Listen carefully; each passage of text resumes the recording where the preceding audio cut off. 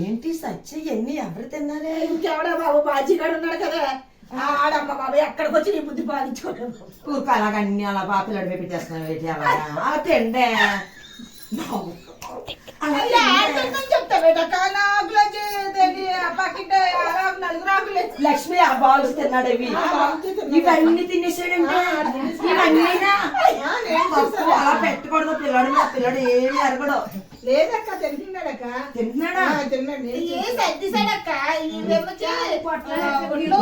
బ్యాగులు పెట్టుకొచ్చుకున్నాడా? అలా ఆవిడ చెప్తుంటే నేను విన్నానక్క. ఏమన్నాడు? ఇంటికాడ తింటాను అని చెప్పాడక్క. పోయేకి వచ్చి అలా చెయ్యడానికి బాగోలేదు కదక్క.